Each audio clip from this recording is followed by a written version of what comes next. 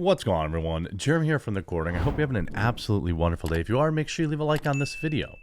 Because, well, it just helps us all on this Monday. I'm fighting through a brutal flu/cold and could use the little perk up today.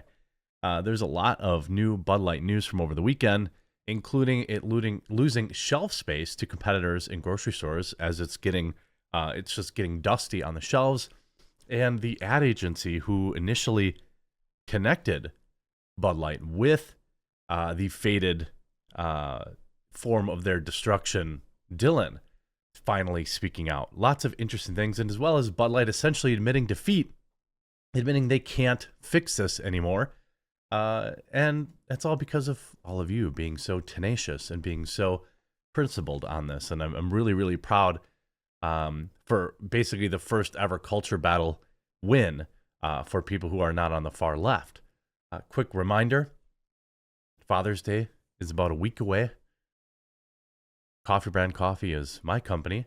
We're right here in the United States.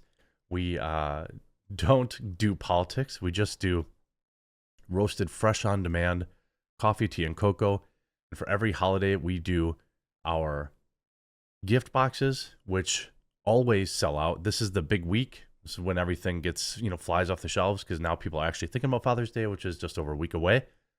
Pick up your Father's Day gift box or your kid's favorite edition, or do the custom build, which is what most people do, and use promo code DAD to save 10%. And also get that in the mail so you've got it secured. It comes in nice, already ready to gift box with a nice card inside and everything to go. Or dads, let your kids know. Bud Light marketing VP who lost their job over $26 billion Dylan Mulvaney mistake is tight-lipped outside their $8 million Central Park home. As her friend says, quote, she can't talk about it. Now, if there's something that somebody who lives in an $8 million Central Park home knows, it's good old American grit. Hard-working, blue-collar, Bud Light drinking Americans. Bud Light's marketing executive quote says, I can't talk about the controversial decision to hire Dylan. Vice President Alyssa Heinerscheid took a leave of absence earlier this year following the controversy surrounding the Brewing Giants' decision to use Dylan Mulvaney for the March Madness campaign. Heinerscheid, yikes, who is 39, was not the only one to step down after the backlash, which created the biggest corporate disaster of the decade, as the VP for mainstream brands, Daniel Blake, also removed himself from the role. But their sudden departures appear premature after bosses said the decision to work with Dylan was made by an outside agency without management awareness or approval. When approached by DailyMail.com regarding claims that they had no idea the campaign, Heinerstein declined to comment, but a friend said, quote, she's not supposed to talk about it. She can't. Well, because she got paid. These people who are super rich, they stay super rich. I'm sure she did get fired. I'm sure she got the opportunity to, quote unquote, step down and get some sort of severance package to be the sacrificial lamb for the outrage, but it didn't work. That's why they threw another person at the heels of the outrage mob, and that didn't work. As Bud Light's losses now equal nearly $30 billion. Bud Light maker AnheuserBusch InBev has lost a whopping $27 billion in market value in the wake of its star-crossed partnership with Dylan Mulvaney, most recently slammed by 4% stock drop this week. InBev's market cap fell to $107.44 billion through the end of May, down more than $27 billion from the $135 billion it had on March 31st. The stock is headed to an official bear market, a 20% drop as the boycott continues. Well, if you look at it today, the stock was up on Friday because, essentially the whole market was up on Friday, but it's back on its initial backwards downward trend. It's down a half a point today. Could get down a full point. It'll be interesting when it really hits that bear market if you see a more rapid sell-off, a more pronounced bailing on top of it. What's also interesting is the ad agency that hired Dylan for the Bud Light is in, quote, serious panic mode. An 8-year-old marketing firm out of San Francisco, was responsible for the partnership with Dylan Mulvaney, and the disastrous tie-up sent the firm into serious panic mode, the Post has learned.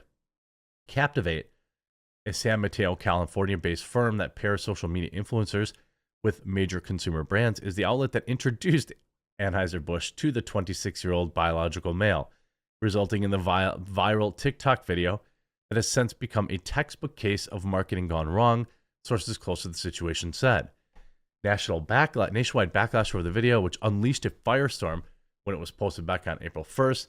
Quote, there was a lot of chatter among employees about what the blowback the firm might face over the botched campaign, according to the source. Internally, the company was in serious panic mode. It couldn't immediately be learned whether Captivate, which claims to have a database of more than 1 million influencers on YouTube, TikTok, Instagram, and Twitter, was also responsible for the now infamous Bud Light beer can that bore Mulvaney's image. It wasn't clear whether Captivate played a direct role in producing the TikTok video. Co-founded in 2015 by Krishna Subramanian, a Silicon Valley investor who sold online ad network Blue Lithium to Yahoo back in 2007 for $300 million. God, these numbers are just like, they just make my eyes gloss over. Captivate has worked with Walmart, American Express, Twitter, and Kraft Heinz. Why would they be worried about it? Are they just trying to get themselves some free marketing? I mean, ultimately, Anheuser-Busch InBev is the one that signed off on this. They're the ones that signed off on the deal. They're the ones that greenlit it. And that's why there are two different Bud Light executives gone.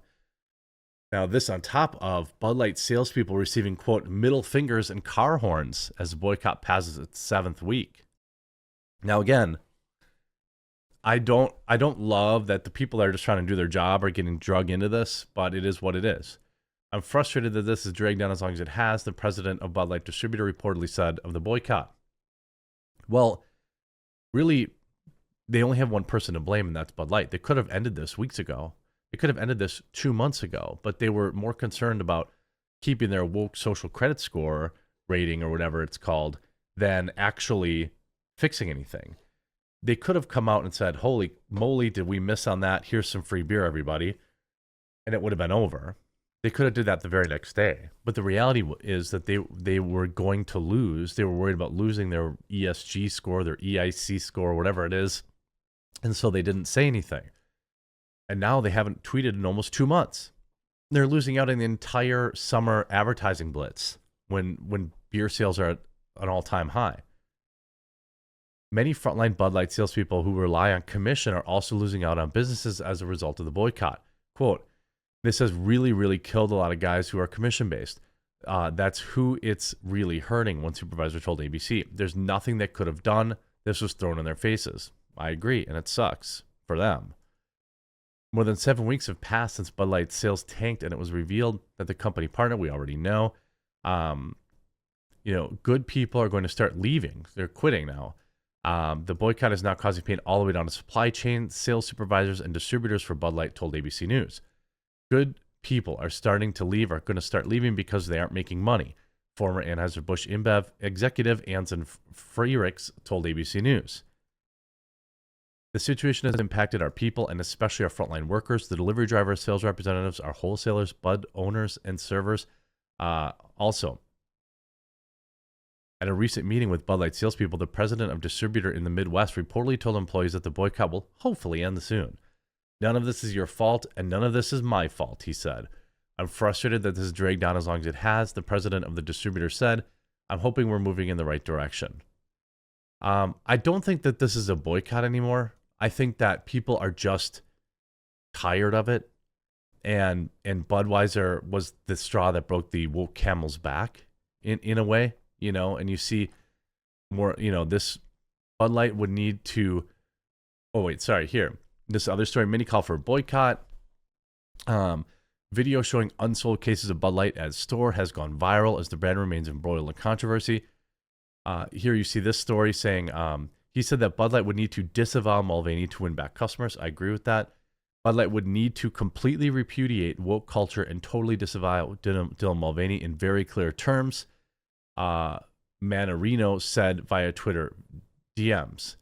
They need to go to the level they need to go to will be impossible for a corporate company in 2023 because they'd anger the other side. So it looks like the boycott is here to stay.